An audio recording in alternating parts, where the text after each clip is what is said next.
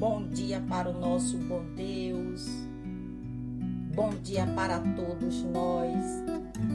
Estamos aqui, meus amigos, para mais um Evangelho segundo o Espiritismo. Vamos agradecer a Deus por este dia maravilhoso.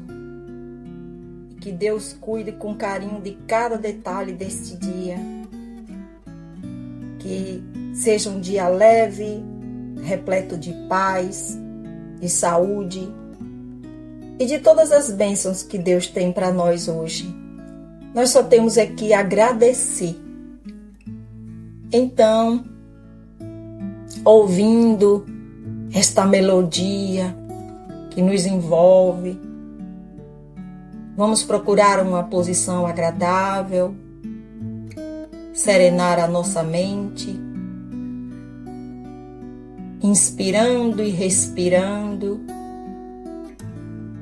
Vamos conversar com Deus, com Jesus, com toda a equipe espiritual que se faz presente. Agradecendo também aos nossos mentores, os nossos anjos guardiões, os nossos guias espirituais. Agradecendo também aos mentores deste Evangelho.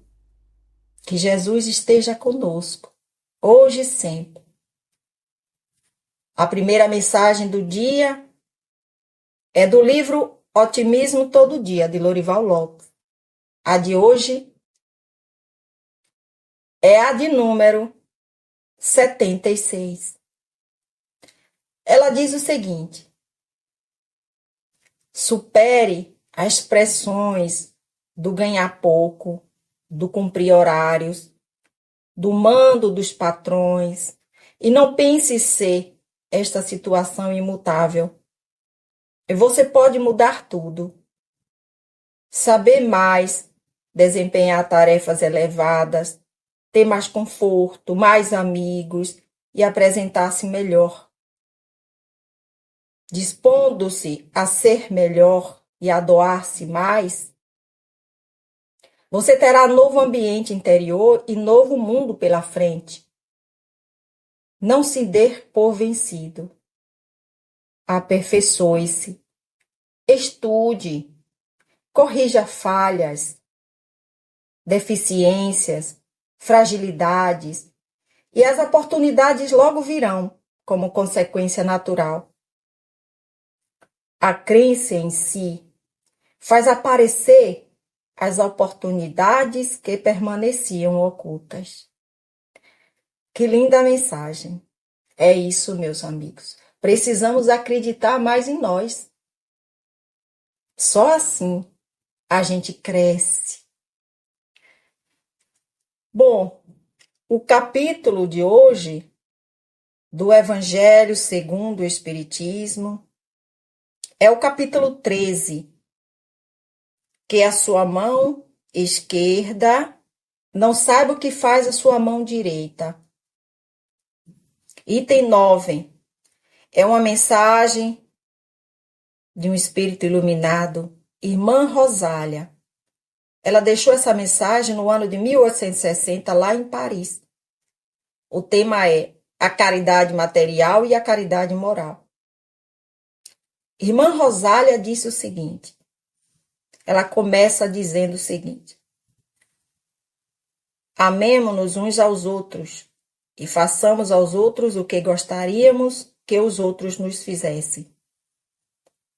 Toda a religião e toda a moral se encontram contidas nesses dois ensinamentos. Se eles fossem seguidos aqui na terra, todos seriam felizes, pois não haveria ódios, nem conflitos, nem ressentimentos, e principalmente não haveria pobreza. Porque daquilo que sobra da mesa dos ricos, muitos pobres se alimentariam. Assim, vocês não veriam mais, nos bairros sombrios em que vivi, durante a minha última encarnação, pobres mulheres arrastando consigo crianças miseráveis, necessitadas de tudo. Ricos, pensem um pouco em tudo isso. Ajudem os infelizes com o melhor que puderem.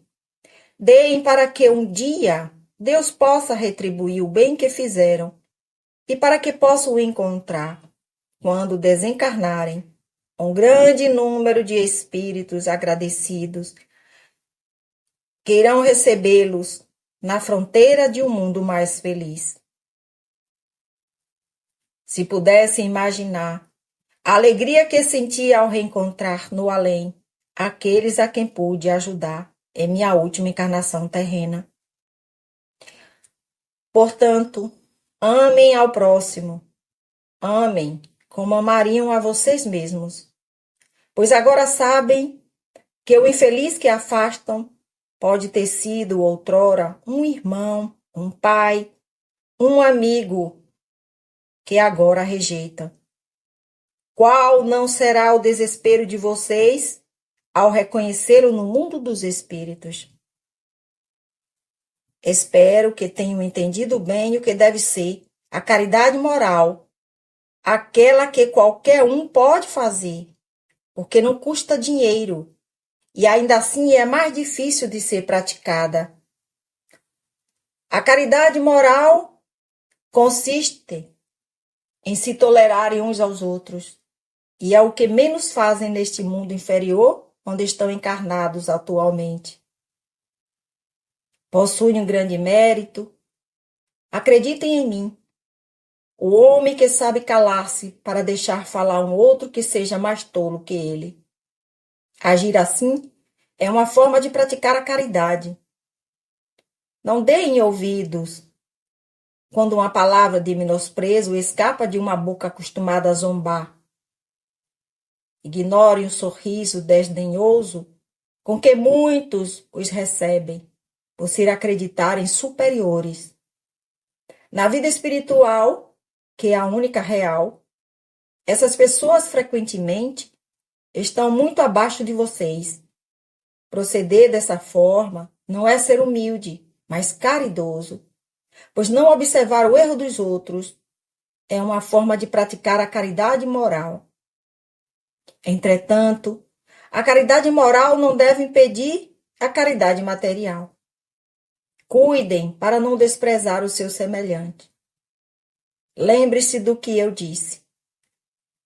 O pobre que hoje rejeitam pode ter sido um espírito que foi muito importante para vocês em outra vida e que momentaneamente se encontra em uma posição inferior.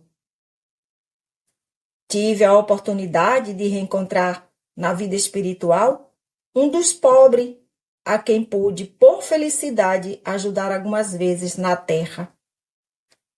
E a quem hoje me cabe implorar por seu auxílio.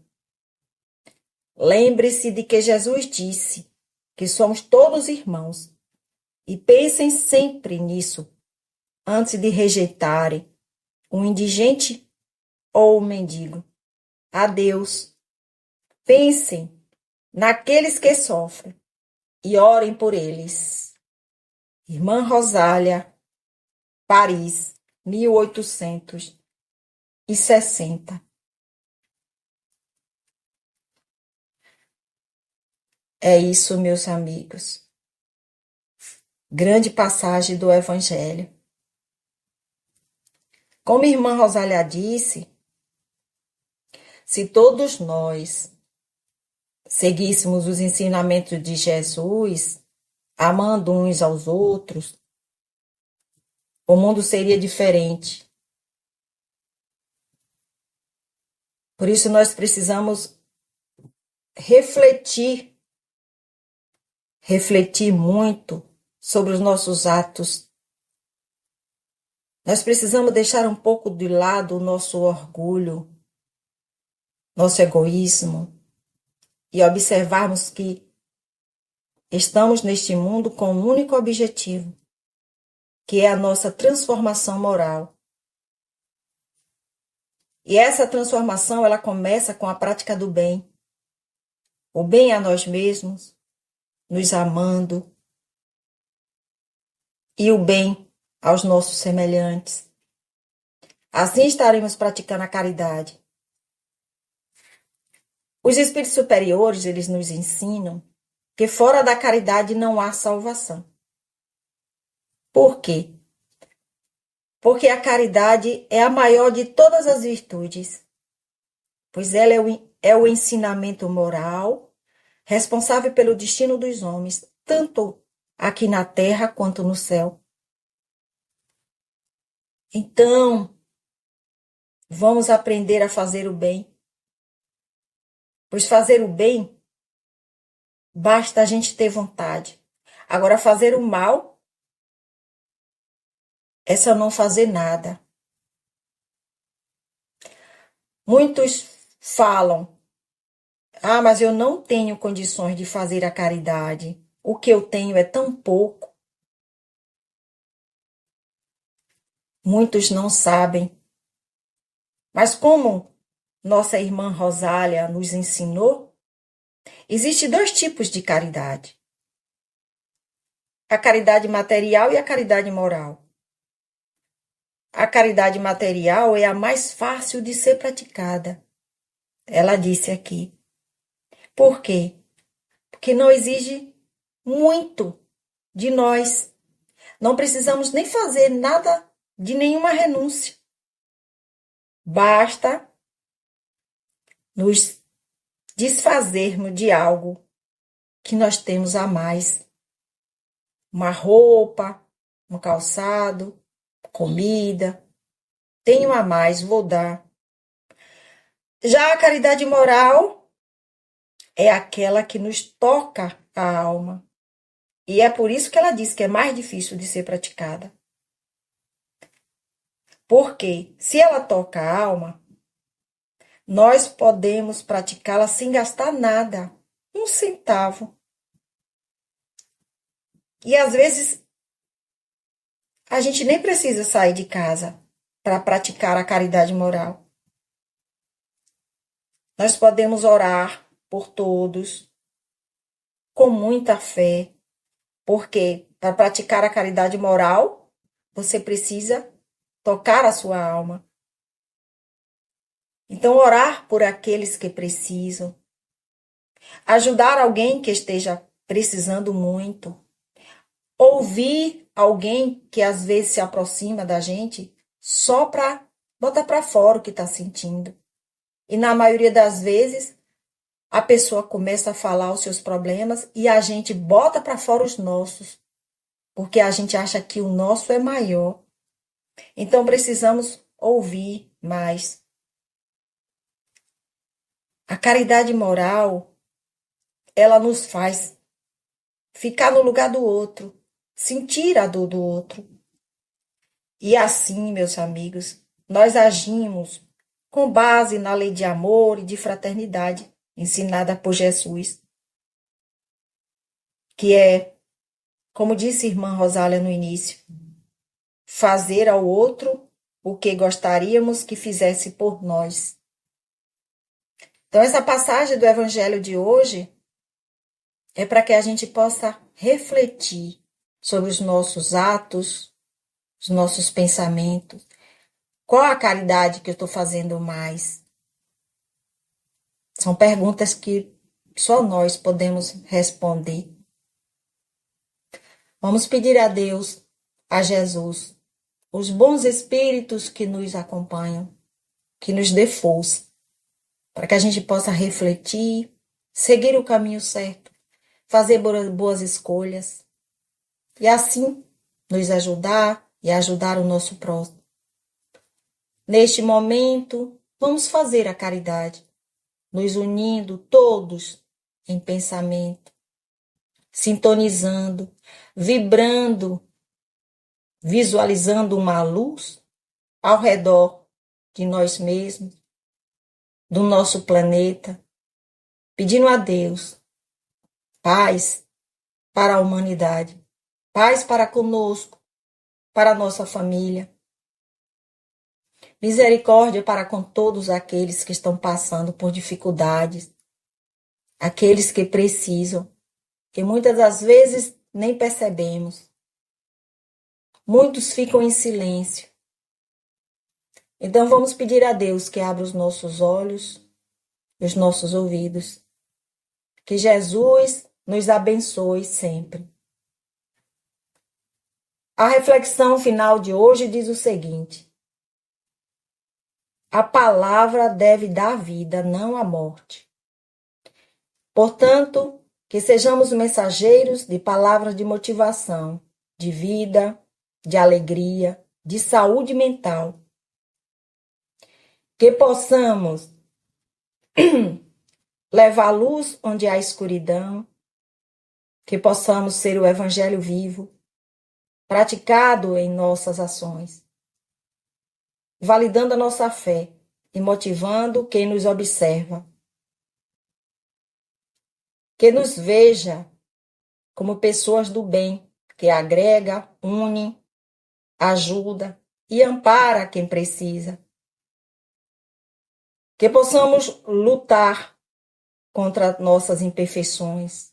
Nunca que nosso foco seja a procura dos erros alheios, mas sim os nossos, porque melhorando o nosso mundo interior, a paz se fará no mundo ao redor. A evolução é a melhora de cada alma, é de responsabilidade de cada um e não de nós. Vamos usar nossas vidas para o amor, pois é o único sentimento transformador, capaz de trazer a paz e o bem-estar no mundo. O amor, a vida e a todos. Que Deus nos dê sabedoria, hoje e sempre. Que assim seja, assim é e assim será. Graças a Deus.